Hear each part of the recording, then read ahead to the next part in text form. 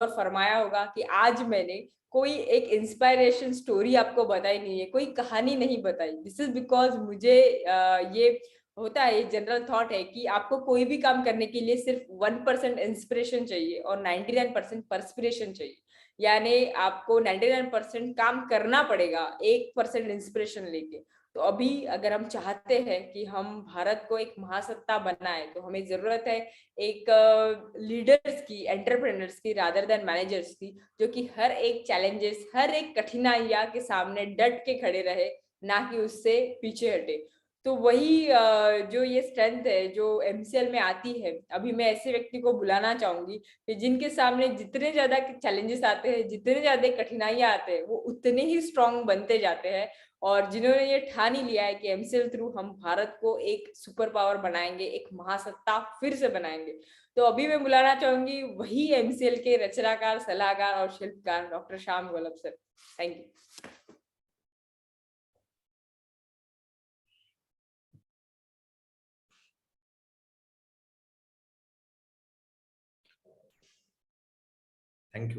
Thank you madam. And दोस्तों नमस्कार, मैं डॉक्टर श्याम गौलभ फिर से एक बार आपका इस ट्रेनिंग सेशन में स्वागत करता हूं। मैं आशा करता हूं कि आप सभी लोग स्वस्थ हैं और आप अपने साथ अपने परिवार का, एमसीएल का परिवार और आपका परिवार दोनों का ख्याल रख रहे हैं। मैं ये भी उम्मीद करता हूं कि आप सभी लोग 1 घंटा बहुत अच्छी एक्सरसाइज कर रहे हो, अपने हार्ट, अपने लंग को मजबूत कर रहे हो और अपनी इम्यूनिटी को बढ़ा रहे हो। तो चलिए शुरुआत करते हैं आज के बहुत ही इंटरेस्टिंग ऐसे टॉपिक के साथ। दोस्तों, किसी भी समाज की उन्नति के लिए 2 चीजें बहुत इंपॉर्टेंट होती है। एक है ईंधन, दूसरी है ऊर्जा। आर्थिक, अगर सामाजिक उन्नति की भी मैं बात करूं, सामाजिक विकास की बात करूं, तो भी ईंधन और ऊर्जा बहुत जरूरी है। अगर स्कूल है, मेडिकल फैसिलिटी है, अगर हाउसिंग है, वाटर सप्लाई है, ये जो बेसिक चीजें हैं किसी भी समाज के लिए जरूरी होती है, उसके लिए भी ये ईंधन और ऊर्जा बहुत जरूरी है।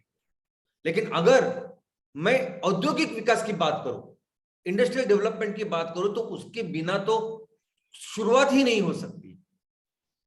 ये ईंधन और ऊर्जा अपने आप में एक सेक्टर है। ईंधन यानी ऑयल एंड गैस, ऊर्जा यानी इलेक्ट्रिसिटी, पावर। अभी लास्ट ईयर ही फिर से फोर्ब्स ने बताया कि दुनिया में सबसे बड़ी इंडस्ट्री अगर कोई है तो है वो है ऑयल एंड गैस। और बहुत सालों से, सैकड़ों सालों से चलता आ रहा है। और उसके साथ दूसरी है पावर। लेकिन ये इंडिपेंडेंट जो इंडस्ट्री है उसको छोड़ किसी भी इंडस्ट्री की बात करिए, किसी भी इंडस्ट्री के लिए अगर वहां इंडस्ट्री लगानी है, कुछ काम करना है, तो बहुत जरूरी उसकी शुरुआत होती है इस ईंधन और पावर के साथ, इलेक्ट्रिसिटी, बिजली के साथ। दोस्तों, ऐसे देश जो आज की तारीख में दुनिया में विकसित है, पूरी तरह से डेवलप्ड है, उन्होंने सिर्फ एक काम किया है, एक काम के ऊपर फोकस किया कि कैसे उनका देश इस ईंधन और ऊर्जा में आत्मनिर्भर।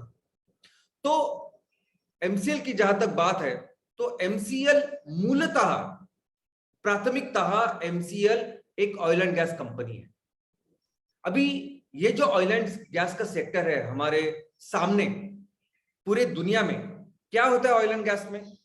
तो ऑयल एंड गैस में क्रूड ऑयल हम लोग धरती से निकालते हैं। भारत की बात करें तो हम लोग 80% से ज्यादा ये क्रूड ऑयल और नेचुरल गैस बाहर से मंगाते हैं, इंपोर्ट करते हैं। और हमारे यहाँ सिस्टम है रिफाइनरीज की। इस रिफाइनरीज में इस क्रूड ऑयल से, नेचुरल गैस से अलग अलग प्रोडक्ट बनते हैं और ये प्रोडक्ट हम लोग अलग अलग जो उपभोक्ता है, कस्टमर्स है, उनको हम लोग पहुंचाते हैं। अभी ये सभी प्रोडक्ट्स को स्टोर करने का, उनका ट्रांसपोर्टेशन, लॉजिस्टिक का, इसका पूरा एक इंफ्रास्ट्रक्चर पूरी दुनिया में, सीएनजी, पेट्रोल डीजल के पंप है, गैस के एजेंसीज है। तो ये बड़ा इंफ्रास्ट्रक्चर जो इस पे बिजनेस कर रहे हैं उस कंपनी के पास भी है, और जो उपभोक्ता है, कस्टमर है, उनके पास भी अपना एक इंफ्रास्ट्रक्चर है ये सभी जो ईंधन है उसका उपयोग करने का। अभी एमसीएल एक ऐसी चीज करने वाली है कि एमसीएल इस पूरी व्यवस्था, ये पूरा जो इंफ्रास्ट्रक्चर ऑलरेडी बना हुआ है, इस व्यवस्था में, इस इंफ्रास्ट्रक्चर में हम लोग इस्तेमाल कर सके ऐसे ईंधन का निर्माण करने वाली। तो एमसीएल ये पूरा जो चीजें है, ये जो पूरा इंफ्रास्ट्रक्चर है, व्यवस्था है, इस व्यवस्था में हम यूटिलाइज कर सके, हम लोग उसका इस्तेमाल कर सके ऐसे ईंधन हम लोग तैयार करने वाले हैं, और इसका नाम है, इसको कहते हैं ड्रॉप इन फ्यूल्स।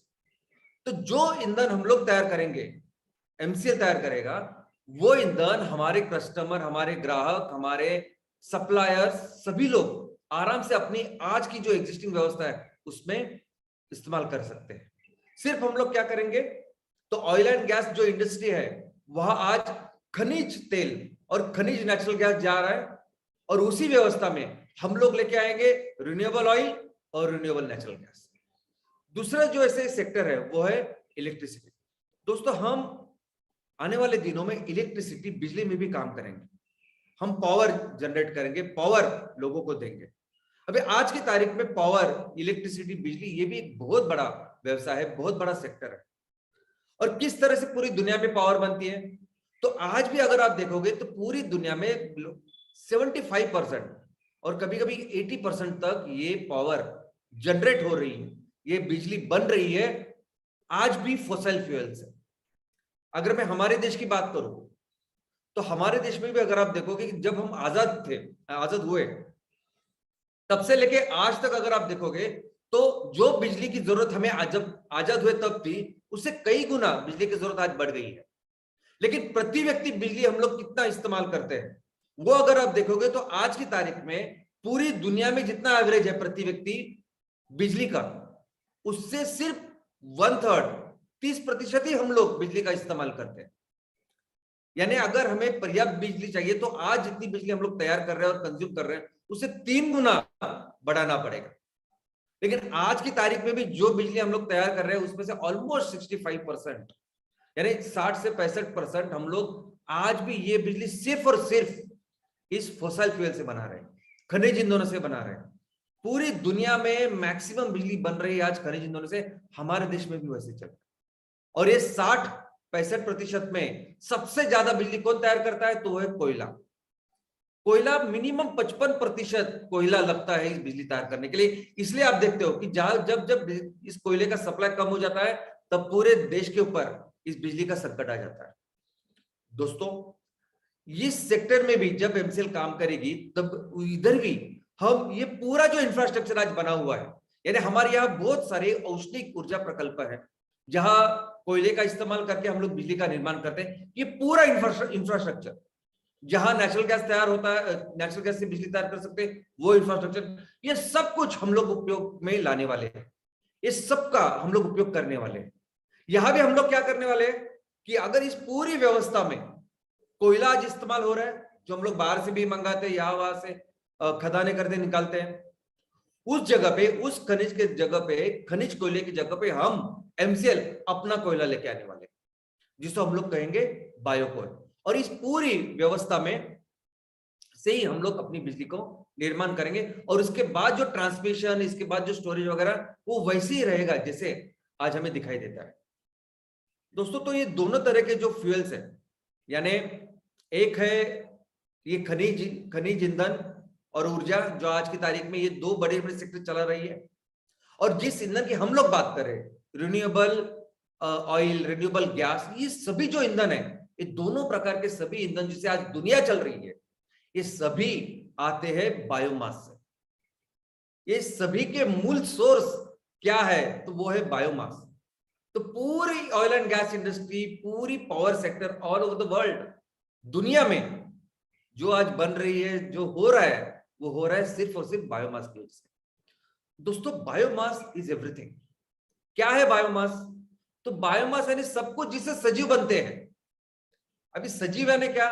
तो सभी तरह के वनस्पति, सभी तरह के प्राणी, सब सब सब सब जो इस पूरी सृष्टि में जो भी सजीव है, वो मिलके बनता है बायोमास। और अगर बिजनेस सेक्टर की बात है, अगर बिजनेस सेक्टर में हम ऑयल एंड गैस में सबसे बड़ी कंपनी बननी है हमें, पावर में, इलेक्ट्रिसिटी में सबसे बड़ी बननी है, ये दो सेक्टर पे हमें बिजनेस करने हैं, और सबसे बड़ी जो हमारा पोटेंशियल है वो काम करना है।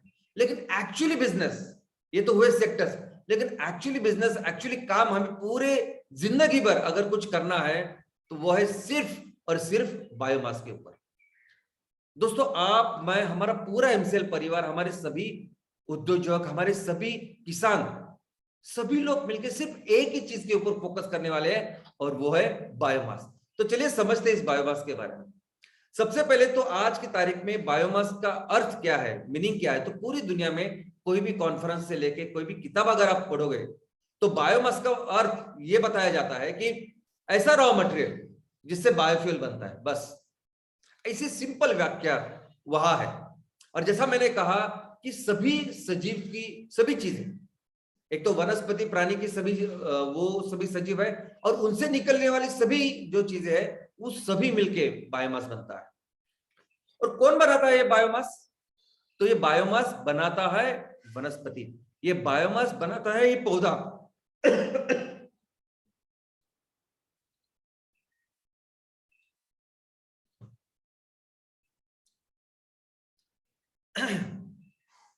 हमारे वनस्पति बायोमास बनाते हैं। एक प्रक्रिया होती है जिसका नाम है प्रकाश संश्लेषण, फोटोसिंथेसिस। इसमें हर वनस्पति ये जो सूरज में जो रोशनी है, ये जो ऊर्जा है, उस ऊर्जा को अपने अंदर स्टोर करती है। वो जो प्रकाश ऊर्जा है उसको केमिकल ऊर्जा में, अनाज के इसमें स्टोर करती है। और ये जो एनर्जी है, इस एनर्जी को फिर बाकी के सभी सजीव लेते हैं। कैसे? तो इस वनस्पति को खाके उनको वो ऊर्जा मिलती है। मैक्सिमम जो सजीव है वो वनस्पति को खाते हैं और ऊर्जा प्राप्त करते हैं। लेकिन कुछ ऐसे प्राणी हैं कि जो छोटे छोटे खाते हैं और ऊर्जा प्राप्त करते हैं। तो अल्टीमेटली ये सब कुछ जो एनर्जी है, जो ऊर्जा है, ये हमारे पौधे, हमारी वनस्पति बनाती है। दोस्तों आज की तारीख में ये मैं कहता हूं कि दुनिया का सबसे बड़ा, सबसे बेस्ट अगर बैटरी कोई है तो ये वो है पौधे। अभी कैसे मैं आपको बताता हूं। देखिए आज की तारीख में इंडस्ट्री में ऑल ओवर आप क्या देख रहे हो कि सब जगह ईवी, इलेक्ट्रिक व्हीकल्स, सब जगह इलेक्ट्रिसिटी। रिन्यूएबल यानी क्या? तो इलेक्ट्रिसिटी। तो इलेक्ट्रिसिटी करो और सब कुछ इलेक्ट्रिसिटी पे डाल दो। गाड़ियां चलाओ, बसेस चलाओ, घर चलाओ, सब कुछ इलेक्ट्रिसिटी पे करो। ओके, लेकिन क्या आपको पता है इलेक्ट्रिसिटी का सबसे बड़ा प्रॉब्लम क्या है? स्टोरेज और ट्रांसपोर्टेशन। यानी अगर मैं हमारे देश की बात करूं तो हमारे देश में भी आज की तारीख में लगभग 25%, 30% से लेके कहीं कहीं 40% तक हमारी बिजली इस ट्रांसमिशन में चली जाती है। स्टोरेज सबसे बड़ा प्रॉब्लम है। आज बिजली आसानी से लोग तैयार कर रहे हैं, दुनिया तैयार कर रही है। क्या करना है? तो वो सोलर पैनल लगाते हैं, कोई विंड का पावर लगाता है और बिजली तो तैयार कर रहा है, लेकिन उसके ऊपर ज्यादा इंपॉर्टेंस नहीं है। इंपॉर्टेंस क्या है? तो उसको स्टोर कैसे करने का। तो पूरी दुनिया, जैसे चाइना, रशिया, ये सभी लोग सिर्फ इसके ऊपर काम कर रहे हैं कि कैसे दुनिया में जहां जहां ऐसे खदानें हैं, जहां जहां वो मिनरल्स मिलते हैं जिससे हम लोग बैटरी तैयार करें, तो उसके ऊपर पूरी दुनिया काम कर रही है। आज के तारीख में एनर्जी पावर, इसके ऊपर कौन सी कंपनी अच्छा काम करेगी? तो वो कंपनी जिसका कंट्रोल इस बैटरी के ऊपर होगा। तो सभी लोग मिलके अभी स्टोरेज के ऊपर, बैटरी के ऊपर काम कर रहे हैं। और ऐसा कहा जाता है कि ये मिनरल जो है, इट इज न्यू क्रूड। वही बिजनेस कर सकेगा, वही काम कर सकेगा जिसके पास बैटरी हो। और अगर आप हाइड्रोजन फ्यूल की बात कर रहे हैं, बहुत सारे लोग हाइड्रोजन फ्यूल की बात कर रहे हैं, लेकिन दोस्तों वो हाइड्रोजन फ्यूल भी जो है, वो ईंधन है, उसको स्टोर करने का भी प्रॉब्लम है, उसको भी स्टोर करने का प्रॉब्लम है। हाइड्रोजन फ्यूल कार में भी आपको, जैसे आप ईवी में, इलेक्ट्रिक व्हीकल में इतनी बड़ी वो बैटरी लगती है, आपको पता भी क्या हो रहा है, तो उतनी ही बैटरी हाइड्रोजन फ्यूल में भी लगती है, जिसको हाइड्रोजन सेल कहा जाता है। लेकिन मुझे लगता है कि हम लोग इतना सब कुछ कर रहे हैं बैटरी के लिए, इतना सब कुछ हो रहा है। और बैटरी का काम क्या होता है कि आप, जैसे आपके मोबाइल में भी बैटरी है, कार में भी बैटरी, सब जगह बैटरी। तो आप क्या करते हैं कि मोबाइल डिस्चार्ज होने के बाद उसको चार्जिंग को लगाते हैं। ओके, बैटरी, फोन को लगाओ, गाड़ी को लगाओ, जो भी है, और एक बार वो बैटरी फुल्ली चार्ज हो गई यानी क्या? तो इलेक्ट्रिसिटी के सॉकेट में जो बिजली है, उसकी जो पावर है, वो अपने फोन में आ गई।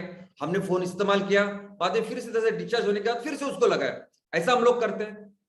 बैटरी यानी स्टोरेज। दुनिया का सबसे सबसे सबसे बेस्ट एफिशिएंट स्टोरेज जो धरती माँ ने, कुदरत ने रेडीमेड अगर कुछ दिया है तो ये पौधे हैं। कौन सा ऐसा स्टोरेज रहेगा कि करोड़ों सालों के बाद आज भी आप उसके अंदर जो बिजली है, जो जो एनर्जी है, उसको इस्तेमाल कर रहे हैं। आज पूरी दुनिया जिस ऑयल के ऊपर चल रही है, जिस कोल के ऊपर, जिस कोयले के ऊपर चल रही है, वो क्या है? तो हमारे बायोमास ने इन पौधों में जो एनर्जी करोड़ों साल पहले स्टोर की है, उसको आज इस्तेमाल कर रहे हैं हम लोग। तो मैं तो कहता हूं कि दुनिया में इससे अच्छी बेस्ट बैटरी बिल्कुल नहीं है। तो ये सब बायोमास जो है, ये हमारे पौधे तैयार करते हैं, और यही एनर्जी फिर बाकी के सजीवों में आती है, और ये पूरी एनर्जी सभी सजीव सृष्टि को मिलती है।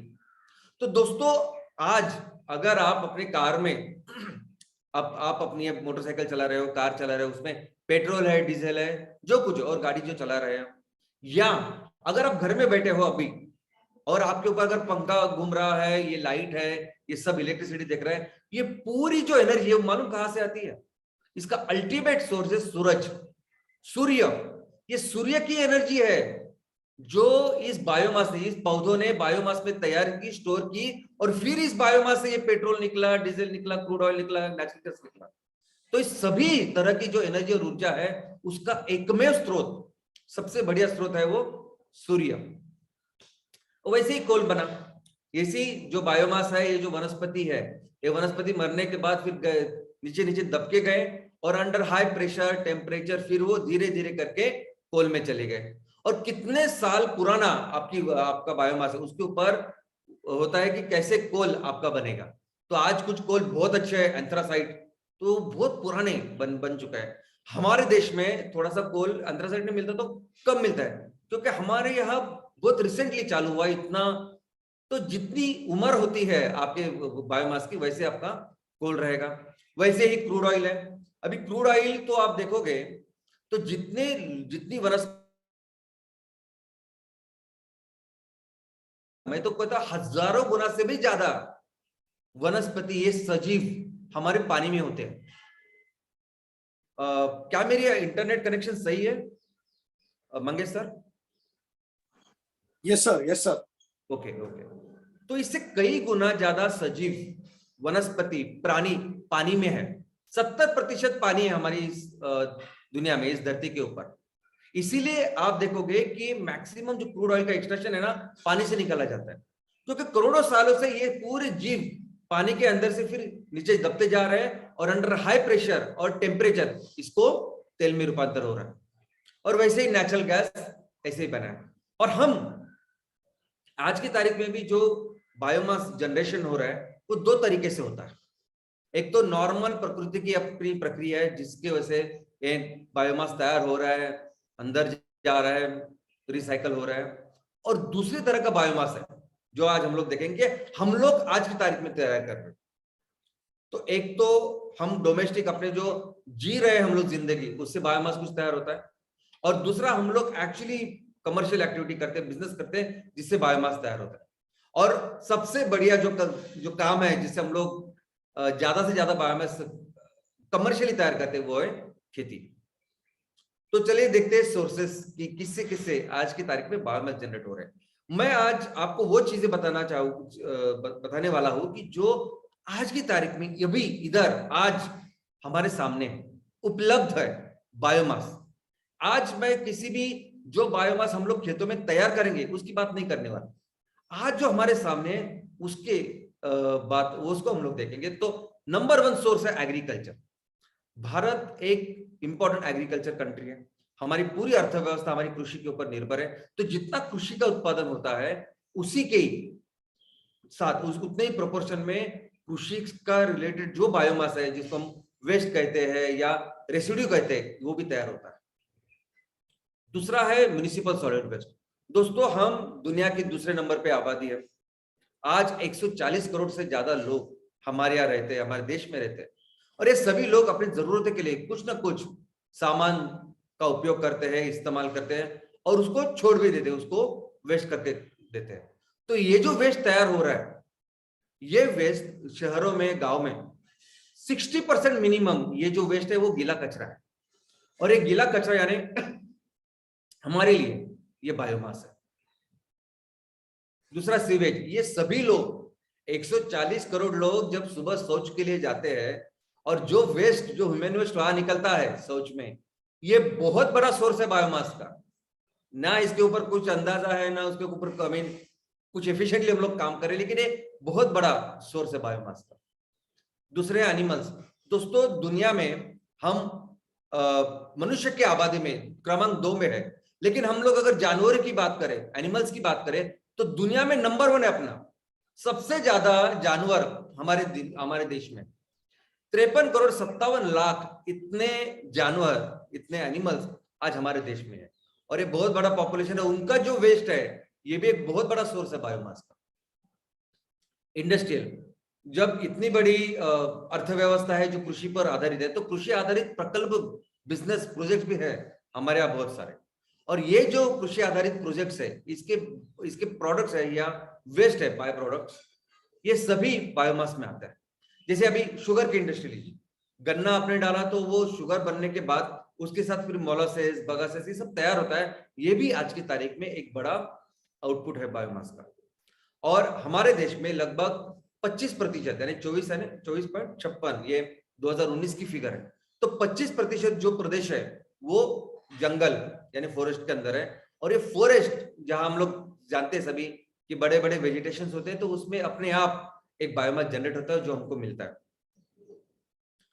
और इस बायोमास से क्या करेंगे फिर हम लोग, क्या यूज है आज इस बायोमास का? तो मैं कहता हूं कि मुझे लगता है कि आपको अच्छी तरह से समझ में आया होगा कि क्या यूज है बायोमास। दोस्तों यही तो बायोमास है ना जो पूरी दुनिया को ये ईंधन और ऊर्जा प्रदान कर रहा है। पूरी दुनिया की जो ईंधन और ऊर्जा की जो इंडस्ट्री है वो इसी बायोमास से चल रही है। ठीक है, करोड़ों साल लगे ये सब बनने के लिए, तैयार होने के लिए, लेकिन आज भी ये वो काम कर सकता है। दोस्तों आज भी अगर आपको लगता है कि सिर्फ करोड़ों साल ही लगते हैं जिससे फिर इस बायोमास से ईंधन और ऊर्जा तैयार हो सकती है, तो ऐसा बिल्कुल नहीं है। आज भी हम लोग कुछ घंटे में इस बायोमास से ऐसे ईंधन, ऐसी ऊर्जा तैयार कर सकते हैं कि जो 100% इस ऑयल एंड गैस को, 100% इस इलेक्ट्रिसिटी ऊर्जा को 100% रिप्लेस कर सकती है। तो चलो देखते हैं कोयला। कोयला नंबर 1 शत्रु है आज। अभी शेलार साहब ने कहा कि ग्लोबल वार्मिंग कितनी बड़ी है, और मुझे शायद आपको बताने की जरूरत है। आज कोई भी आप अखबार लीजिए, कोई भी छोटा से छोटा अखबार से लेके आप नेशनल जो अखबार है वो लीजिए, इंग्लिश लीजिए, मराठी लीजिए, रीजनल लैंग्वेज कोई भी लीजिए, हर अखबार में हर दिन आपको न्यूज दिखाई देगी सिर्फ और सिर्फ ग्लोबल वार्मिंग। क्या हो रहा है, कैसे हो रहा है, मुझे अभी वो बताने की जरूरत नहीं, आप सभी जानते हैं अच्छी तरह से। नंबर 1 इसका जो कल्प्रिट है, जो शत्रु है, वो है कोयला। पूरी दुनिया में अभी पहल चल रही है कि कैसे इस कोयले को हम लोग पूरी तरह से निकाल दिया, और ऑप्शन ही नहीं नजर आ रहा है। उल्टा हम ज्यादा से ज्यादा कोयले का आज की तारीख में इस्तेमाल करिए, और ये काम कर सकता है हमारा बायोकोल। दोस्तों हम अपने इस बायोमास से ऐसे कोयले का निर्माण कर सकते, कुछ घंटे में कर सकते, कुछ घंटे में। इस तरह पानी जिसको बहुत सारे साल लगे, वो टेक्नोलॉजी से हम लोग कुछ घंटे में कर सकते हैं, और उतनी ही कैलोरीफिक वैल्यू होगी। हमारे आज के जो औष्णिक ऊर्जा केंद्र प्रकल्प है उसमें हम लोग ये बायोकोल डालेंगे ना, तो बस वही काम करेगा, वैसे ही काम चलेगा और बिजली का निर्माण होगा, लेकिन इससे ग्लोबल वार्मिंग नहीं होगी। दूसरा, गैस। नेचुरल गैस पूरी दुनिया में सबसे अहम बन चुका है। शायद आप नहीं जानते, लेकिन क्रूड ऑयल से आगे जा रहा है नेचुरल गैस। दोस्तों हमारे देश में भी अगर आप देखोगे तो मैक्सिमम शहरों में आज आप दिखाई देगा कि सीएनजी के पंप आ रहे हैं, मैक्सिमम शहरों में। मेट्रोस में तो ऑलरेडी इसके पंप के साथ घर की जो रसोई का जो गैस है उसको रिप्लेस किया जा रहा है मीथेन के साथ, वो पाइप नेचुरल गैस बोलते हैं उसको। तो इस पाइप नेचुरल गैस में और इस सीएनजी में क्या है, मीथेन है। भारत सरकार ने पिछले 5-6 सालों में 1.25 लाख करोड़ का निवेश किया है, 1.25 लाख करोड़, और पूरे इंफ्रास्ट्रक्चर तैयार किया कि कैसे वो गैस जो हम लोग बाहर से मंगाते हैं, कैसे फिर वो बाकी के कर्नाटक में जाएगा, राजस्थान में जाएगा, यहाँ सभी जगह ये सब। तो दोस्तों ये पूरा जो इंफ्रास्ट्रक्चर बिठाया जा रहा है, और हम लोग धीरे धीरे अभी गैस के ऊपर जा रहे हैं। आपको क्या लगता है ये यूक्रेन और रशिया की जो युद्ध हुआ है उसका कारण क्या है? तो उसका कारण है नेचुरल गैस। पूरे यूरोप को 50% नेचुरल गैस सप्लाई कर रहा है रशिया। तो रशिया का वो बहुत बड़ा मार्केट है और ये पूरी पाइपलाइन, ये सब कुछ जाता है यूक्रेन से। तो रशिया को किसी भी हालत में उस यूक्रेन के ऊपर कब्जा करना है ताकि उसका ये नेचुरल गैस का जो बिजनेस है वो महफूज रहे, वो ठीक। और यही बेसिक कारण है इस इंडस्ट्री का। तो दोस्तों आज जो दुनिया में काम हो रहा है नेचुरल गैस का, जो मीथेन कर रहा है, वो सब मीथेन, वो सब नेचुरल गैस हम लोग तैयार करते हैं ना, हम लोग तैयार करने वाले हैं, हम लोग तैयार कर सकते हैं। ये हर तरह का जो बायोमास आपको नजर आ रहा है ना, हर तरह के बायोमास से आज हम लोग ये नेचुरल गैस तैयार कर सकते हैं जो पूरी दुनिया को फ्यूल दे सकता है। और ये बायोमीथेन तो ऐसी चीज है, जैसे हम लोग देखते हैं आजू बाजू में, कि हर तरह का फ्यूल आपको रिप्लेस कर सकता है। ये पेट्रोल डीजल तो हमने देखा, इलेक्ट्रिसिटी देखी, कोयले को भी जहां जहां आप बोल सकते हो ना इंडस्ट्रियल एप्लीकेशन, सभी तरह के एप्लीकेशन पे हो, ये बायो मिथेन, ये बायोगैस रिप्लेस कर सकता है, और जिसके लिए बायोमास हमारे सामने है। लेकिन अगर आपको चाहिए लिक्विड फ्यूल तो भी हम लोग कर सकते हैं। ऐसा बायोमास जिसमें शक्कर ज्यादा है, यानी जो शुगर इंडस्ट्री में होता है, जो बायोमास निकलता है ना, बगास और मोलासिस, अभी ये जो बायोमास है जिसमें शुगर ज्यादा है, इसको हम अल्कोहल में, बायो इथेनॉल में कन्वर्ट कर सकते हैं, और वो बायो इथेनॉल 100% पेट्रोल का रिप्लेस कर सकता है। आज आप सभी को पता होगा कि मैक्सिमम अभी शुगर इंडस्ट्रीज वो अभी बायो इथेनॉल का निर्माण कर रहे हैं, मैन्युफैक्चरिंग कर रहे हैं। और उस बायोमास में अगर तेल ज्यादा है, जैसे अलगे का बायोमास, अलगे के बायोमास में तेल ज्यादा है, तो अगर आपके बायोमास में तेल ज्यादा है तो उससे वेजिटेबल ऑयल से हम लोग बायोडीजल बना सकते हैं। तो अगर आपको लिक्विड फ्यूल चाहिए तो ये भी बायोमास कर सकता है। तो दोस्तों बायोमास पूरी के पूरी ये जो ऑयल एंड गैस इंडस्ट्री, उसको 100% आज की तारीख में सपोर्ट कर सकता है, और ऑफ कोर्स ग्लोबल वार्मिंग भी बंद कर सकता है। और पावर इंडस्ट्री की हमारी जून 2020 की फिगर है, जहां हम देख रहे हैं कि कोयला आज भी 55% है। तो वहां हमने देखा कि कैसे हमारा ये बायोमास है, और बायोमास से जो बनती ब्रिकेट्स है, ये बायोकोल है, कैसे हम लोग 100% इस कोयले को रिप्लेस कर सकते हैं। नेचुरल गैस की बात तो मैंने आपको बताई, बाकी अदर जो रिन्यूएबल है वो भी इसको हम लोग धीरे धीरे, यानी अगर हमारी एक्चुअली अगर आप देखोगे तो हमारी इंस्टॉल कैपेसिटी इतनी है ये औष्णिक ऊर्जा केंद्र की, कि उसको अगर ये 100% पे नहीं चलती, 100% पे अगर इसको चलाएंगे तो बाकी की चीजें कम हो जाएगी, और इसको लगने वाला पूरा जो कोल है, कोयला, वो हमारे किसान, हमारे खेडूत, हमारे लोग, हम लोग तैयार करेंगे और दे सकते हैं। और लेकिन सबसे अच्छी बात जो बाकी की इससे नहीं है, जो ये फॉसिल में नहीं है, खनिज ईंधनों में नहीं है, वो सबसे अच्छी बात मैं आपको बताता हूँ। वो क्या है कि हमने अभी तक कैसे बात की, ऊर्जा की बात, कि कैसे सूरज से ऊर्जा आएगी। हमारी बैटरी कौन सी, तो हमारी बैटरी है बायोमास, ये सभी सूरज की ऊर्जा स्टोर करेगी, और उसको हम लोग कैसे इस्तेमाल करेंगे, कैसे कोयला बनाएंगे, कैसे सब कुछ, वो सब देखा हमने। लेकिन व्हाट अबाउट न्यूट्रिएंट, अभी ये जो वनस्पति है, देखो कितना अच्छा सिस्टम कुदरत ने बनाया है। ये ऊर्जा तो आपको प्रदान कर रही है अक्षय ऊर्जा, तो सूरज की ऊर्जा हमेशा चलने वाली है, लेकिन उसके साथ न्यूट्रिएंट है, मूल द्रव्य है, जो हमें लगते हैं, हर सजीव को लगते हैं, वो देते हैं। यानी ये बायोमास का ऊर्जा हमने देखा। दूसरा एस्पेक्ट देखिए ना आप, न्यूट्रिएंट, ये मूल द्रव्य, जीवन सत्व, ये न्यूट्रिएंट, ये भी मिलते हैं ना। एक बार आपने बायोमास से अगर नेचुरल गैस बनाया, उसके बाद ये भी मिलता है, तो उससे क्या कर सकते हैं हम लोग, तो उससे पूरी फर्टिलाइजर इंडस्ट्री आज चला सकते हैं, जो वहां तो होगा नहीं। और इससे भी ऑर्गेनिक फार्मिंग, ये पूरा केमिकल रहित ऐसी ऐसी खेती हम लोग कर सकते हैं, उत्पादन ले सकते हैं। और अगर कार्बन डाइऑक्साइड भी बहुत ज्यादा मिलता है, तो कार्बन डाइऑक्साइड शायद आपको पता नहीं, लेकिन कार्बन डाइऑक्साइड इज अल्टीमेट। वो बहुत ज्यादा क्वांटिटी में अगर एक जगह पे मिले, तो उसके इतने सारे प्रोडक्ट्स है कि कार्बन डाइऑक्साइड बेस्ड इकोनॉमी, ऐसा उसको कहा जाता है। आपको शायद पता नहीं कि इस कार्बन डाइऑक्साइड से बनता है मिथेनॉल, और ये मिथेनॉल सभी जगह इतने सारी इंडस्ट्री में उसका उपयोग होता है, ईंधन करके, बायोडीजल करके, सॉल्वेंट करके, मैक्सिमम जगह पे। इनफैक्ट ये चित्र जो आप देख रहे हैं अपने घर में, आज की तारीख में जितनी भी चीजें हैं, मैक्सिमम चीजें इस मिथेनॉल से बन सकती है। तो इतना बड़ा एप्लीकेशन है CO2 का, और कितनी अच्छी व्यवस्था ये कुदरत ने, दुनिया ने, आई मीन धरती माँ ने हमारे सामने रखी है। तो कितना बायोमास हम लोग तैयार कर सकते हैं, चलिए देखते हैं। सबसे पहले देखते हैं एग्रीकल्चर, कृषि के बारे में। दोस्तों आज की तारीख में अब ये अधिकृत जो भी फिगर मैं अभी बता रहा हूं आपको, ये सभी अधिकृत फिगर है, गवर्नमेंट की फिगर।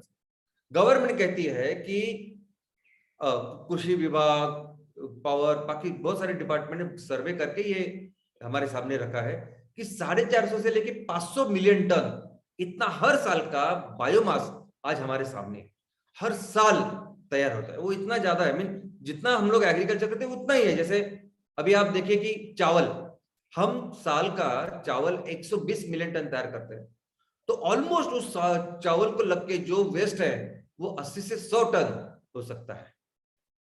गेहूं 105 से लेके 115 गेहूं का अगर तैयार उत्पादन करते हैं हम लोग, तो गेहूं से निकला हुआ जो बायोमास है वो 70 से 80 टन है। अगर आप पूरे इस फूड ग्रेन की अनाज की बात करोगे तो 300 से ज्यादा 316 मिलियन टन हम लोग अनाज तैयार करते हैं। अगर आप सब्जियों की बात करोगे तो 200 मिलियन टन से ज्यादा सब्जियां तैयार करते हैं। और फलों की बात करें तो फलों में भी 100 मिलियन टन से ज्यादा हम लोग उत्पादन करते हैं। तो ये रहा बेचने वाला माल। और जो नहीं बेच सकते, जो कचरा है, जो आज की तारीख में लोगों के लिए जो बायोमास, वो उतना ही तैयार हो रहा है जो आज हमें आज की तारीख में उपलब्ध है। दूसरा है सॉलिड वेस्ट। अभी सॉलिड वेस्ट में भी अगर आप देखोगे तो आज जितना म्युनिसिपल वेस्ट तैयार हो रहा है ना, 80 से 100 मिलियन टन हर साल का ये बायोमास है, जिसको हम लोग इस सभी चीजों में इस्तेमाल कर सकते हैं। एनिमल, दोस्तों हमारे देश में हमने देखा कि 53 करोड़ 57 लाख इतने, और ये जो एनिमल्स है ये जब सुबह, हमें सुबह नहीं, ये इनकी जो वेस्ट है, ये वेस्ट बहुत बड़ा बायोमास है। और कितना बड़ा बायोमास है तो 2600 मिलियन टन, 2600 मिलियन टन साल का ये बायोमास आज तैयार हो रहा है और उसको कुछ नहीं हो रहा है। आप सोच सकते हैं, हमको लगा एग्रीकल्चर बहुत बड़ा सोर्स है, कितना है वो 450 500, ऑफकोर्स बड़ा है। हमको लगता है कचरा बहुत बड़ा है, कितना है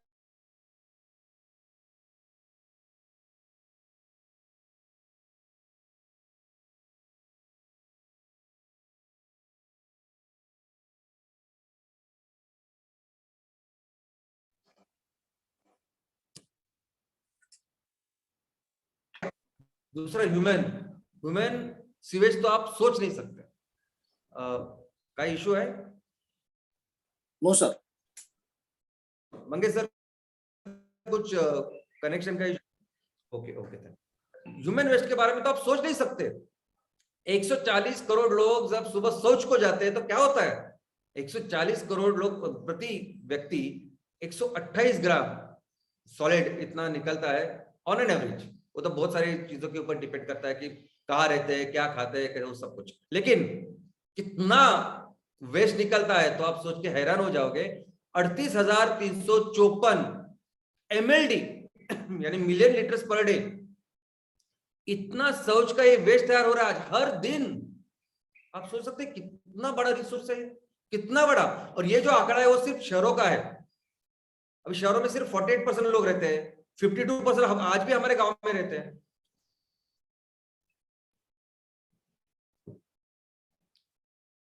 और उसमें सॉलिड वेस्ट 0.1%, यानी 1% पकड़ने जब 0.1% पकड़ते, 0.1% बस। तो हर दिन आज की तारीख में हम लोग 38.3 मिलियन टन पर डे इतना वेस्ट तैयार कर रहे हैं। साल का कितना होता है पता है आपको? 13,788 मिलियन टन। 13,788 मिलियन टन इतना बायोमास आज सिर्फ टॉयलेट से जनरेट हो रहा है। और नीचे एक ब्रैकेट में फिगर है, वो आपको क्या है वो फिगर जो मैंने सामने रखी है, तो मैं आपको एक बहुत ही इंटरेस्टिंग बात बताना चाहता हूं। दोस्तों अगर 5,500 तहसील में हम लोग 100 टन पर डे आउटपुट का अगर प्रोजेक्ट करना है, हमें 100 टन CNG पर डे, तो हर दिन हम लोग पकड़ते कि मैक्सिमम 2,000 टन बायोमास लगेगा। 2,000 टन एक तहसील में हर दिन लगेगा, तो साल का कितना लगा? 7,20,000 टन। एक तहसील में 7,20,000 टन साल का बायोमास लगेगा, और जिससे हम लोग हर दिन 100 टन माल तैयार करके बेचेंगे। अभी 5,500 जगह में कितना लगेगा साल का? तो वो फिगर है 3,960 मिलियन टन। तो 3,960 जिसपे हम लोग काम करने वाले हैं, किसानों के साथ सब कुछ करें, वो सब सही है। वो एक जगह मैं जरा रखता हूँ आजू बाजू, आप सामने देखिए कि 13,728 यानी उससे कई गुना ज्यादा, 3 गुने से ज्यादा आज हमारे सामने ये बायोमास है। और बाकी की सोर्स के तो मैं आंकड़े आपको बताता नहीं कि कितना फॉरेस्ट से निकलता है और बाकी कई सारे ऐसी इंडस्ट्रीज और कुछ है जिससे ये सब निकल रहा है। तो आज जो सामने हमारे बायोमास है उसका पोटेंशियल शायद हमें समझ नहीं रहा। आई मीन उसका इतना ह्यूज पोटेंशियल है, इतना कि मैं आपको एक एग्जांपल बताता हूं कि पहली बात तो आप याद रखिए कि बायोमास ये जलाने वाली चीज ही नहीं, बेचने वाली चीज है, 2 पैसे कमाने वाली चीज है। ये पहले हमको समझना पड़ेगा। ये बहुत बड़ा रिसोर्स है। ये लोग कहाँ जाते हैं समुद्र के एकदम किनारे वो तेल वगैरह करने के लिए, इससे हम लोग सब कुछ बना सकते हैं। ये पहले समझने की जरूरत है हमें। ये बायोमास से क्या होता है, तो एक सिंपल हमने एनिमल्स का उदाहरण देखते हैं, एग्जांपल देखते हैं कि सभी जो एनिमल्स है उनका अगर हम लोग वेस्ट कलेक्ट कर पाए तो 2600 मिलियन टन इतना साल का मिलेगा। और अगर वो मिलेगा तो हम लोग बायोगैस 2,63,702 मिलियन क्यूबिक मीटर, यानी ऐसा समझिए कि 263 मिलियन टन पर एनम साल का इतना तय करके। और ये पूरा प्रोजेक्ट, ये रिपोर्ट हमारे भारत सरकार की है, इन्होंने बनाया है। इनका जो नाम मैंने लिखा है आपको आपके सामने, IK Gujral Punjab technical university, एक वाइस चांसलर वेल्लोर यूनिवर्सिटी और बाकी के सभी जो बहुत सीनियर और साइंटिस्ट लोग हैं, उन्होंने 2017 में ये करके भारत को दिया है कि देखिए हम सिर्फ लोगों का जो है आई मीन एनिमल्स का जो काउडंग है उससे हम लोग 263 मिलियन टन साल का बायोगैस, बायोमीथेन नहीं, बायोगैस में क्रूड बायोगैस की बात कर रहा हूँ। और ये 198 यानी क्या है मैं आपको बताता हूँ, 198 मिलियन टन यानी मैं प्रोडक्ट की बात कर रहा हूँ, सिर्फ बायोगैस की नहीं। तो हर दिन अगर 100 टन हर तहसील में निकला तो 5,500 तहसील में साल का बनता है 198 मिलियन टन। तो टोटल बायोमास पोटेंशियल, ये सिर्फ तो एग्जांपल था, टोटल बायोमास पोटेंशियल है आज हमारे देश में 17,200 मिलियन टन का है। 17,200। दोस्तों क्या होता है, देखो 17,200 की अगर ग्रॉस बात करें तो, और क्रूड बायोगैस जनरेशन की बात करें तो क्रूड बायोगैस जनरेशन ऐसा समझते कम से कम 8% से लेकर 10% ही होता है। अभी मैं ये पूरे ये जो बायोमास है कितना सॉलिड कंटेंट है सब इसके बात कर रहा हूं। तो 8% भी अगर बायोगैस निकलता है तो 1400 मिलियन टन आज बायोगैस निकल सकता है, 1400 से लेके 1720 मिलियन टन।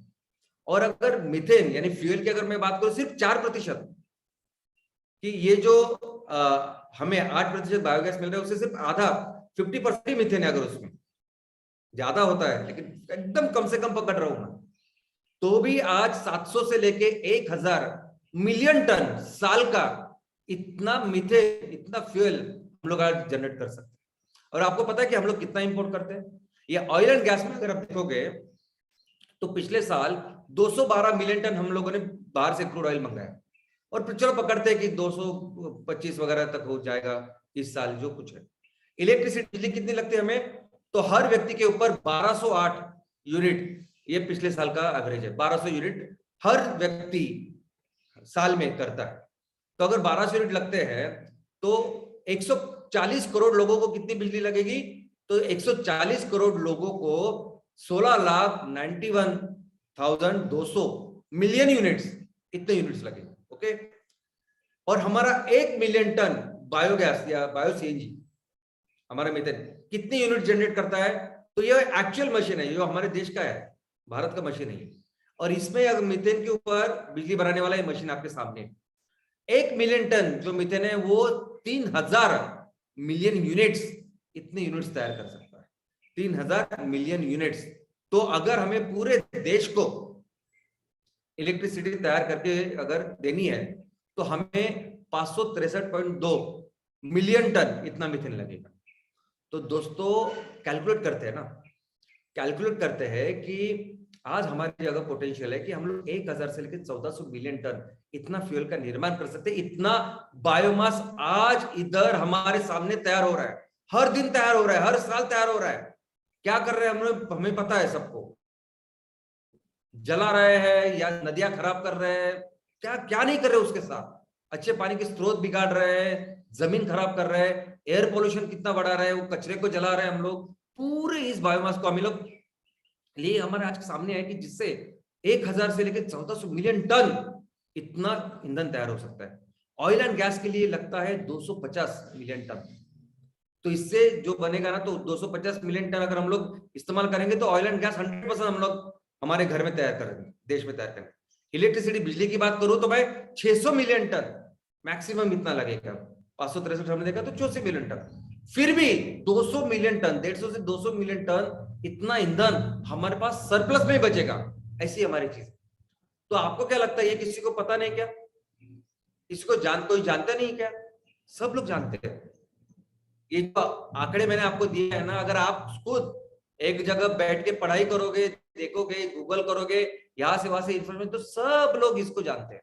सभी सरकारें इसको जानती है, सभी राज्य सरकारें इसको जानती है, सभी केंद्र सरकार इसको जानती है। अब तक के जितने भी जो डिपार्टमेंट है, जो कुछ है, वो सब जानते हैं कि इतना बायोमास है, इसे इतना सब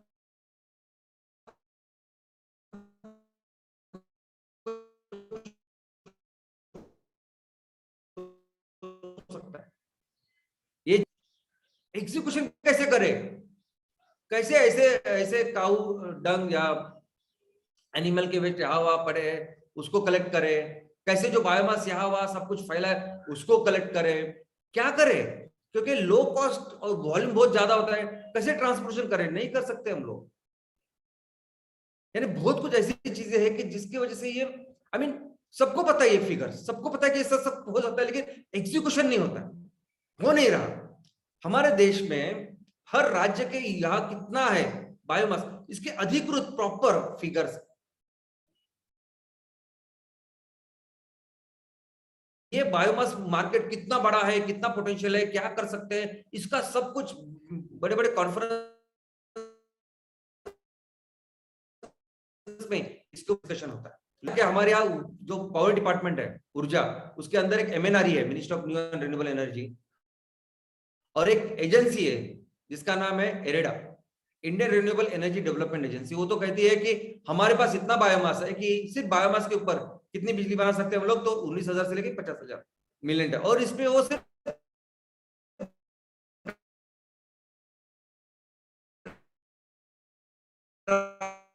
बायोमास कंसिडर करते हैं, बाकी वेस्ट वगैरह की बात नहीं करते। लेकिन फिर भी धीरे धीरे धीरे बढ़ रहे हैं। लेकिन कितने बढ़ रहे हैं? तो हमारे पूरी जो जरूरत है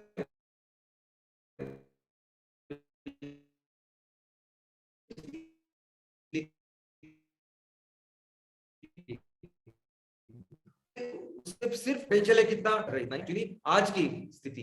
तो दोस्तों, इसमें कुछ बेसिक प्रॉब्लम है, आपको बताता हूँ। देखिए, अभी ऐसा समझते कि ये सब देखा किसी कंपनी, इंडस्ट्री, और सोचा कि यस, उन्होंने देखा कि यहाँ इतना सारा चावल की खेती हो रही है, इतना सारा बायोमास तैयार हो रहा है, तो वो क्या करेंगे, वो पूरा सर्वे करेंगे और वो सोचेंगे कि मैं यहाँ फैक्ट्री लगाऊं। चावल के ऊपर जो बायोमास आज किसान जला रहे हैं, बाकी सब कुछ से हम लोग क्या एक बायोमास उसके ऊपर चलने वाला एक बिजली का यूनिट लगाओ। तो वो करते हैं, वो DPR वगैरह तैयार करते हैं, अपनी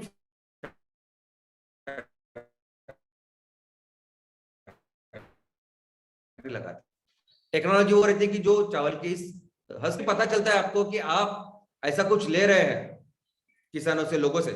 जब लोगों को पता चलता है कि हमारे यहाँ से आप ऐसे ही लेके आ रहे हैं और आप 2 पैसे कमा रहे हैं, तो वो आपसे पैसे मांगे। तो यही जो बायोमास जो आपको एकदम फ्री मिल रहा था, उसके दाम होंगे 1 रुपया 2 रुपया होगा, और पूरी जो फिजिबिलिटी वो खतरे में आ जाएगी। दूसरा कि ये राइस का जो बायोमास है, ये कब मिलेगा? साल भर थोड़ी मिलेगा। साल भर, जैसे शुगर, गन्ने की हमने बात की, तो शुगर की फैक्ट्री सिर्फ 4 महीने चलती है।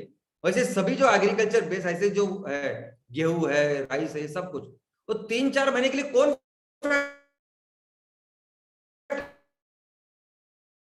लगाएगा?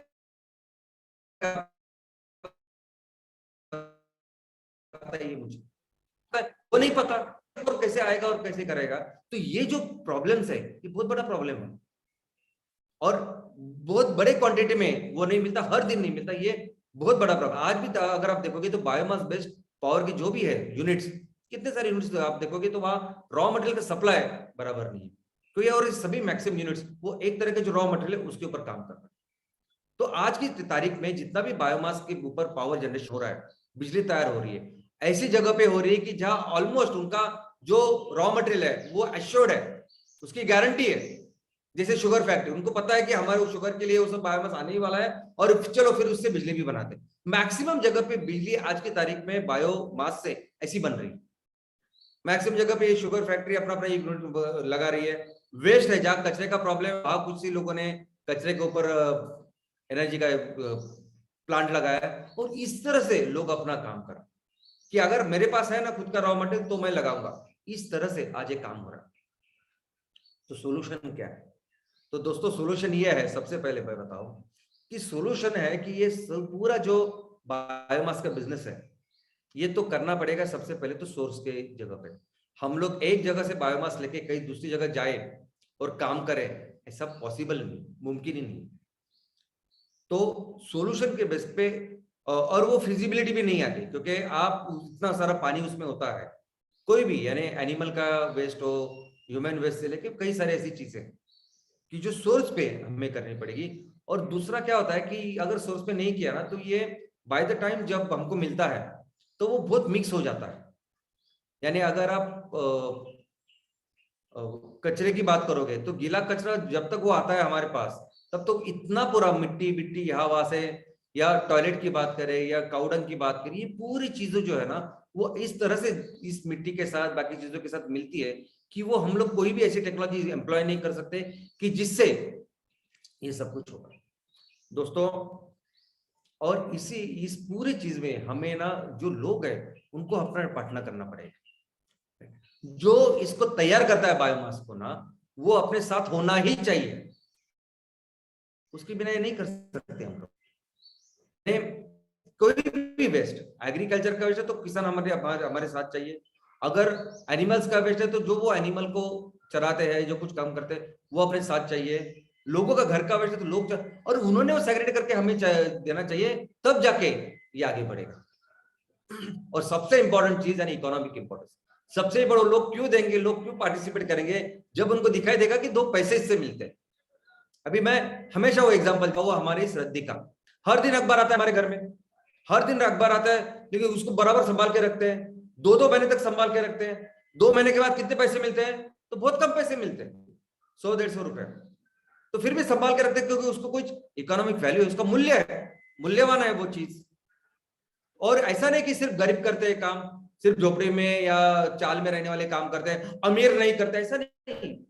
अमीर लोग सभी लोग उसको बराबर संभाल के रखते हैं और वो देते हैं।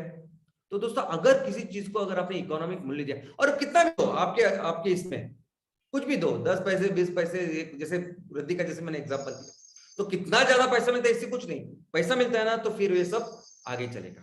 दोस्तों इन सभी चीजों में एमसीएल की स्ट्रैटेजी, ये यहाँ सिर्फ हम लोग ये जो फ्राइडे के सेशंस हम लोग डिस्कस करते हैं, आप में ट्रेनिंग में बोलता हूं, मैं ये नहीं कहता कि ऐसे कुछ विषय लेता और मैं आपके सामने रखता हूं, ऐसा नहीं। ये जो सेशन होते हैं ना फ्राइडे के सेशन, ये मैं आपके साथ डिस्कस करता हूँ बिजनेस आइडियाज, और आने वाले दिनों में एमसीएल क्या करेगी, ये सब तो ये सिर्फ कथा करने के लिए, समझ देने के लिए, एडवाइस करने के लिए नहीं बात कर रहा हूं। एक्चुअली सॉल्यूशन लेके मैं आज आपके सामने बैठा हूं। कुछ स्ट्रैटेजी है हमारी जिसके ऊपर हम लोग काम कर रहे हैं। तो क्या स्ट्रैटेजी है दोस्तों? हम कभी भी ये बायोमास के ऊपर जब काम करने वाले हैं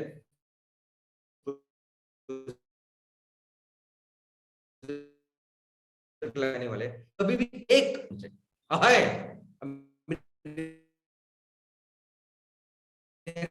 होने चाहिए, ऐसा नहीं। हर जगह है मटेरियल आज अवेलेबल है। अगर कोई बोल रहा है कि नहीं मैं आपको राइस नहीं दे सकता, तो दूसरा है, तीसरा है, चौथा है, 5वां है, 10वां है, 25 ऐसे ऑप्शंस रहेंगे। हमारी जो भी टेक्नोलॉजी चलेगी वो इस मल्टी फीड स्टॉक बायोमास के ऊपर चलेगी। जो भी प्रोजेक्ट हम लोग लगाएंगे बायोमास के ऊपर वो मल्टी फीड स्टॉक रहेंगे। मैं जब राजस्थान पहली बार गया था कोटा, एक वहां एक डिपार्टमेंट है राजस्थान का खुद का, renewable oil and gas, renewable energy department. तो उन्होंने एक पूरा डीपीआर, उनकी पूरी जो बुक प्रकाशित की थी, उसमें मैंने देखा कि राजस्थान में उन दिनों 296 ऐसे कुछ तहसील थे। 296 तहसील में अगर हमको प्रोजेक्ट लगाना है 100 टीपीडी आउटपुट का, 100 टीपीडी आउटपुट का अगर राजस्थान के 296 तहसील में प्रोजेक्ट लगाना है तो उसके लिए जितना रॉ मटेरियल चाहिए यानी 2000 टन लगेगा पर हर डे हर तहसील में, उतना बायोमास ऑलरेडी राजस्थान में है। आपको क्या लगेगा कि राजस्थान तो ऐसा है कि आप पानी कम है, खेती कम है, ऐसा लगेगा।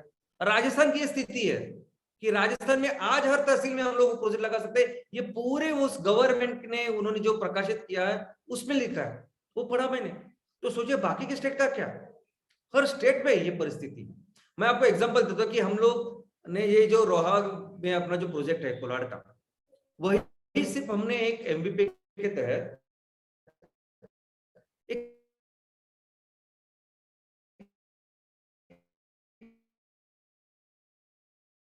13 गांव में सिर्फ बायोमास का सर्वे किया था 2019 में। सिर्फ मैं प्लांट की वनस्पति की बात कर रहा हूं तो देखिए आप कितने सारे प्लांट्स हमने देखे कि कितने सारे अलग अलग प्लांट, वहां सिर्फ 13 गांव की बात कर रहा हूं मैं, 13 गांव की। ये आपके हर गांव में है ये सब चीजें, ये वहां 13 गांव में ये सब दिखा। और इतना ही नहीं है, ये अभी 26 अलग अलग तरह के वनस्पति हमने खोजी। और वो लोग वहां के लोग क्या नाम से उसको बुलाते हैं, टेक्निकल नाम क्या है, वो कैसी तरह की जमीन रखती है, और क्या है आपको साल भर आपको बायोमास देगा, क्या सिर्फ सीजनल देगा 3-4 महीने के लिए। ये भी हमने देखा कितना बायोमास जनरेट करता है पर हेक्टर, और उसको बायोमास लेने के लिए क्या कर सकते हैं, ये पूरी जानकारी हमने देखी। तो जो भी चीज मैं आज आपको बताता हूँ ये पूरा किया है हम लोगों ने, ये हर जगह कर सकते हैं। आपके सामने भी हर तहसील में देखोगे ना तो कम से कम 2500 आपके सामने ऑप्शन है, पर यह है यहां से हम लोग बायोमास का पावर तैयार कर सकते हैं। तो हमने 223 ऐसे अलग अलग प्लांट स्पीसीज तैयार किए जो बैरन, अनकल्टिवेबल ऐसे लैंड के ऊपर थे, समुद्र और इसके पानी में थे, सब कुछ देखा हमने। दोस्तों दूसरी बहुत इंपॉर्टेंट जो आपको पता चलेगा कि एमसेल कितनी दूर की सोच रख के हमने काम चालू किया, मॉड्यूलर प्लांट सिस्टम। आपको क्या लगता है कि हमने क्यों किया ये, क्यों कैसे हमारे 100 टन प्रोजेक्ट के लिए अलग अलग 10 बायोरिएक्टर के सिस्टम है, 10-10 टन के, वैसे 14-14 टन के 10 टन पकड़ते हैं। तो 10-10 टन के ऐसे अलग अलग रिएक्टर्स के सिस्टम क्यों है, क्यों? बाकी पूरी दुनिया क्या करती है, 100 टन के लिए एक बहुत बड़ा सा डोम तैयार करती है, बस बहुत बड़ा अपना डोम तैयार किया, पैसे भी कम लगे आपको, और पूरा डालो उसमें सब आप कचरा बायोमास जो कुछ। क्यों एमसीएल ऐसा करती है? एमसीएल इसलिए करती है कि अगर आपके यहाँ वहां एमवीपी में, आपके ग्राम पंचायत में अगर एक तरह का रॉ मटेरियल है तो उसके ऊपर काम करके एक ऐसा रिएक्टर होगा, एक ऐसा सिस्टम होगा जो सिर्फ उसके ऊपर काम करे। तो एक जो सिस्टम है, अगर आपके पास 10 लगे, 10 नहीं 50 लगाएंगे हम लोग, तो एक जो है सिस्टम है तो वो सिर्फ वो जो वनस्पति वहां मिलती है उसके ऊपर काम करेगा। दूसरा जो रिएक्टर सिस्टम है वो सिर्फ जो दूसरी जो चीज है उसके ऊपर काम करेगा। हर reactor system 10 ton per day का है, और वो काफी है जब हम लोग गांव में काम करेंगे। अगर कहीं बनाना, केली की इतनी खेती होती है, वहां कितना बायोमास है, तो हो सकता है कि वहां जैसे नॉर्थ महाराष्ट्र में है तो वहां कुछ ऐसे रिएक्टर सिस्टम होंगे जो सिर्फ केले के बायोमास के ऊपर काम करेंगे। आप सोच रहे हैं? तो इतनी ये जो मॉड्यूलर सिस्टम है ये बहुत बड़ी बिजनेस स्ट्रेटेजी है जो आने वाले दिनों में हम लोग करेंगे। और ऑफ कोर्स बायोमास फार्मिंग, ये हमने अभी आज डिस्कस नहीं करने वाले, लेकिन ये आपको पता है कि हम लोग किस तरह से, और मैं नेपियर ग्रास फार्मिंग नहीं बोल रहा हूँ यार, बायोमास है वहां जो बायोमास बनेगा, ऑफ कोर्स मैक्सिमम जगह पे नेपियर ग्रास करेंगे या हाथी गावत करेंगे, लेकिन हो सकता है पहाड़ी इलाके में हम लोग दूसरा कुछ करें, बाम्बू का कुछ करें या अलगे का कुछ करें। तो जो भी बायोमास अपने गांव में निकलेगा उसको हम लोग उगाएंगे किसानों के साथ और उसको यूटिलाइज करेंगे। लेकिन हमारा अप्रोच क्या होगा, हमारी स्ट्रेटेजी क्या होगी कि हम दोनों चीज साइमल्टेनियसली करेंगे, हम मिक्स अप्रोच रखेंगे। हम आपके तहसील, हमारे तहसील के, हमारे गांव के जो आज बायोमास जो रेडीमेड अवेलेबल है उसके ऊपर भी काम करेंगे, और हम अपने किसानों से खेती भी करवाएंगे। और ये कैसा है कि इतना सारा करके क्या करेंगे? तो दोस्तों ये कुछ ये प्याज नहीं है, ये आलू नहीं है कि बहुत होने के बाद फिर उसका रेट एकदम 50 रुपए से 5 रुपए हो जाएगा। ये ईंधन, ऑयल एंड गैस बेच रहे हैं हम लोग। हो सकता है पूरी दुनिया में नंबर 1 ऑयल एंड गैस का निर्माण करने वाला और पूरी दुनिया को सप्लाई करने वाला फिर से अपना भारत बने, और ये पॉसिबल है। और इसमें बहुत जरूरी है लोग, लोगों के बिना कुछ नहीं कर सकते। लोग देखो, और बहुत सारे लोग हैं जो हमारा साथ देंगे। और मैंने आपको बताया हर चीज के ऊपर जब आप इसको इकोनॉमी रखेंगे, ये सभी लोग, अभी लोग बोलते हैं ना कि इतनी 140 करोड़ की आबादी है, ये सब प्रॉब्लम है। प्रॉब्लम नहीं है मेरे लिए, हमारे लिए ये बहुत बड़ी अपॉर्चुनिटी है। इन लोगों के साथ ये सब कुछ कर सकते हैं, और यही मकसद है हमारे एमपीओ का, यही मकसद है हमारे एमसीएल प्रोड्यूसर ऑर्गेनाइजेशन का। दोस्तों देखो, हमारे समाज में ना, आजू बाजू में ये सब चीजें जानने वाले बहुत सारे लोग आपके गांव में हैं, आजू बाजू है, पढ़े लिखे हैं, उनको ये सब चीजें पता है। उनको बायोमास पता है, उनके प्रॉब्लम पता है, उसका क्या हो सकता है ये सब पता है। अच्छे अच्छे लोग हैं जो कंट्रीब्यूट करना चाहते हैं, अच्छे अच्छे लोग हैं, गवर्नमेंट में भी हो सकते हैं, गवर्नमेंट में है, मंत्रिमंडल या हमारे सभी जगह अच्छे अच्छे लोग हैं जो चाहते हैं कि इसके बारे में कुछ करे, जो चाहते हैं कि इसके लिए आगे आए, लेकिन क्या करे वो नहीं मालूम, क्या करे, किस तरह करे ये नहीं पता। लेकिन एक बार आपने सिर्फ वो प्लेटफॉर्म तैयार करके दिया तो ये सभी लोग इकट्ठा आने वाले, ये सभी लोग आएंगे और सभी मिलके हम लोग इस चीज को आगे बढ़ा सकते हैं, ये सभी चीज मिलके एग्जीक्यूट कर सकते हैं। और इसका सबसे बेस्ट अगर कुछ तरीका है तो वो है सैटरडे सेशन। सबसे बेस्ट बेस्ट बेस्ट यानी मैं बोलता हूं, देखो आज हम सभी लोग, जैसे मैडम ने कहा कि हम सभी उद्योजक हैं, लीडर। मैं तो समझता हूं कि हमारा एक ही काम है इस समाज में, मेरा भी, मुझसे लेकर सभी लोगों को, कि हमें सिर्फ योग्य दिशा दर्शन मार्गदर्शन करना है लोगों को हमें। और ये करने का जो तरीका है वो है सैटरडे सेशन। आपको अगर सिंगल काम करना है ना पूरी जिंदगी में, तो वो करना है सैटरडे सेशन। ये जो बाकी की चीजें है ना, यानी कौन सा रॉ मटेरियल है बायोमास, उससे कितना मीथेन बनेगा, उससे सीएनजी कैसा बनेगा, ये सब एक्सपर्ट्स करेंगे। वो ऑर्गेनिक खेती में हम लोग काम करें, कैसे 100% ऑर्गेनिक होगी, कैसे उसके प्रोडक्ट होंगे। अरे कल आप ऑर्गेनिक का ग्लूको बिस्किट है ना, जैसे पार्ले ग्लूको बिस्किट, वो ऑर्गेनिक ग्लूको बिस्किट से लेके organic vada pav, organic burger, organic sandwich, सब कुछ आप बेचने वाले हो, वो आप नहीं करेंगे। वो किस तरह से बिस्किट बनेगा, किस तरह से वो वड़ा पाव बनेगा या बर्गर बनेगा, ये आपका काम ही नहीं। वो एक्सपर्ट है ना वो मार्केट में, जो पढ़ाई कर रहे हैं वो सब इंजीनियर है, सब कुछ है। आपका काम क्या सोचिए, एमईपी में जो प्लास्टिक रबर को जो रिप्लेस करना है वो कैसे करेंगे, क्या करेंगे, सब एक्सपर्ट्स करेंगे। आपका काम सिर्फ, आप पहले सोचिए समझिए आपका काम क्या है। आपका काम है सैटरडे सेशन। आपका काम है कि हर हफ्ते अपने गांव में ये चीजें बताना, ये चीजें डिस्कस करना, ये चीज उनके सामने रखना और सब चीजों को मिलके उनका नेतृत्व करना, यही काम है आपका। और दोस्तों अगर आपने ये काम किया, देखो आप सब लोग बहुत ही इंस्पायरिंग काम कर रहे हैं, लेकिन हमें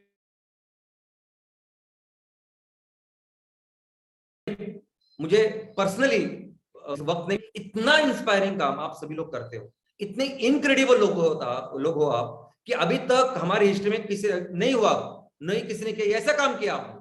यानी पीछे जो मंगलवार का सेशन हुआ, वो पैसों का कितने सारे, आई मीन बेस्ट ऐसे एग्जांपल आपने तैयार किए। पैसों का एग्जांपल जो 20 लाख का काम 2000 में किया, कितने सारे, आई मीन इनक्रेडिबल हो आप सभी लोग, जबरदस्त हो आप जिस तरह से अभी काम कर रहे हो ना, बस वही काम कर रहे हैं। लेकिन उसमें आपको ये समझना है कि उसकी सबसे important priority number 1 Saturday session है। आप हमेशा याद रखिए, सबसे इंपॉर्टेंट सैटरडे सेशन। अगर आपको कुछ नहीं जानना बाकी का तो भी चलेगा, लेकिन आप सैटरडे सेशन जरूर कीजिए, क्योंकि सैटरडे सेशन वो चीज है कि वो आपको इस तहसील में हमने सोच करके हमने प्रोजेक्ट शुरू किया कि हमें इतने 100 टन 200 टन 500 टन तैयार करना है हर दिन और मार्केट में बेचना है। लेकिन हो सकता है कि आने वाले दिनों में पूरे चीज बायोमास और सब इकट्ठा करके बहुत ज्यादा, इतनी हमारी सोच है, जो हमारा लक्ष्य है उससे कई ज्यादा हम लोग फ्यूल, हम इस ईंधन की ऊर्जा को तैयार कर सकते हैं और पूरी दुनिया में बेच सकते हैं। धन्यवाद, थैंक यू। सारा समंदर मेरे पास है, एक बूंद पानी मेरी प्यास है। जी हाँ, श्याम सर ने आज बताया कि भारत में इतना बायोमास है कि हम लोग उससे इतना बायोमास बना सकते हैं कि हम लोग अपनी नहीं, अपने देश की नहीं, कि पूरे विश्व की ईंधन की क्षमता को पूरा करके भी उसके ऊपर भी ईंधन बना सकते हैं। जी हाँ, what a thought, what a facts. Thank you very much Shyam Golab sir and good morning MCL India परिवार। आप देख रहे हैं हर फ्राइडे श्याम सर हमें आके क्या बता रहे हैं, एक लेजेंड जो विजन बता रहे हैं, भविष्य बता रहे हैं। जी हाँ, गए 20-22 सालों से श्याम गोलब सर के मार्गदर्शन में एमसीएल हमें आने वाले कल का सुनहरा सपना दिखा रहे हैं और उस सपने में ये पूरा एमसीएल इंडिया शामिल है। आज हमारे आस पड़ोस में, हमारे घर के किचन से लेकर हमारे गांव के शिवार तक, हमारे तालुके, जिले और हर गांव में, सब पूरे देश में इतना बायोमास है कि हम ईंधन में वर्ल्ड की नंबर 1 कंपनी आराम से बन सकते हैं और इसमें शामिल है आप सारे लोग। तो thank you very much for understanding this concept और अंडरस्टैंड हमारा रोल। जी हाँ, इस बात को आज प्राचार्यों ने समझाया कि हम लोग श्याम सर के काम से 1% इंस्पायर होने के बाद 99% हमको उसको एग्जीक्यूट करना पड़ेगा और ये आप सब लोग बहुत जोर शोर से अपने गांव में, अपने तहसील में, अपने जिले में कर रहे हो। यही एमसीएल है और यही एमसीएल का फ्यूचर है। So thank you very much doctor Shyam Golab sir, thank you very much Prachi madam, and thank you very much all the stakeholders of MCL, MBP owners, channel partners, MBAs, MP owners, BDAs, senior BDAs, prime BDAs, senior prime BDAs, and all the farmers who are members of our 712 MPOs. Thanks a lot. Yes. हर बार की तरह मैं आज भी कहना चाहूंगा कि आपको इस देश की मिट्टी का वास्ता है और MCL ही सुजलाम सुफलाम भारत का रास्ता है। जय हिंद, जय MCL।